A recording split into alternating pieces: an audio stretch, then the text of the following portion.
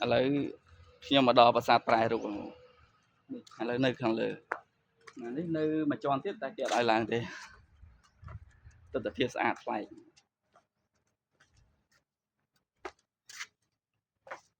ប្រាសាទគឺវាគំរូកម្ពូល5អីចឹងដែរ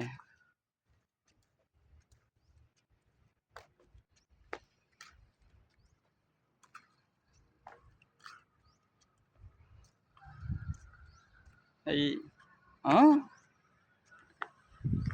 នេះស្មានតែក្បាច់រចនាអីប្លែកបងប្អូនការប៉ັດទៅជើងតោវាដាច់ខ្លួនអស់ទៅនៅសល់ជើងស្មានតែរូបរចនាបត់អីណាប្លែកចឹងណាឃើញទេចាប់បណ្ដោយ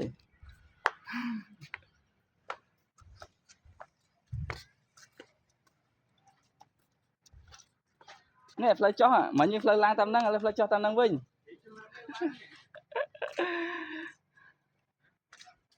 តើឥឡូវយើងដើរមើលមកជុំហើយចឹងយើងទៅវិញហើយប្រាសាទប្រែរូបស្គាល់ហើយជីកាន់រហូតប៉ុន្តែដែរបានឡើងតែនេះបានឡើងហើយអូគេដាក់សល់វីដេអូដែរនេះសល់វីដេអូតែ1នាទីហ្នឹងតើឡើយ3នាទីលើសបានអាចគេហៅថាវីដេអូវែងបានចង់និយាយថាថ្ងៃហ្នឹងពិតជាមានហុកស៊ុយមែនតែបានមកលេងប្រាសាទហើយអាកាសធាតុអំណោយផលភ្លៀងក៏មិនភ្លៀងក្តៅក៏មិនក្តៅហ្នឹងហើយតែគាត់ឡើងកម្មដានេះក៏បីញើសជោគដែរមិនសតុំប៉ុន្តែសតុំនេះលាក់បាច់ញើសដែរហ្នឹងអាយ៉ាអូនេះខ្ញុំចង់ប្រាប់បងប្អូនថានេះតារាសិតមែន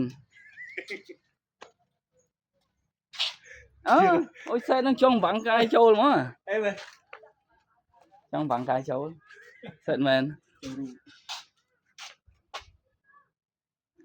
ហើយយើងដើរទៅទៀតទៅវិញហើយទៅវីដេអូបន្ទាប់ហ្នឹងគឺ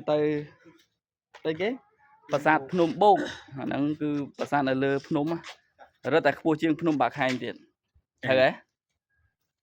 ប្រហែលជាដូចនឹងប្រាសាទព្រះវិហារជិះម៉ូតូឡើងតែនេះគឺឡើងតាមកម្មចិន្តាហ្នឹងហើយចឹងវាអាចរឿងបាច់ញើសទៀតហើយចឹង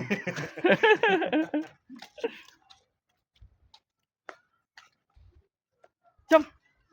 និយាយលេងចឹងហ្មងគាត់ថាតារាសិតឯងដើរទៅមុនគេហ្មងទៅអញ្ចឹងខ្ញុំទៅដែរទៅដែរអញ្ចឹងបាទអូខេតោះហើយ3នាក់ទៅ2នាក់បាត់ហើយម្នាក់ទៀតនៅទៅអីទៀតមានទៅដែរ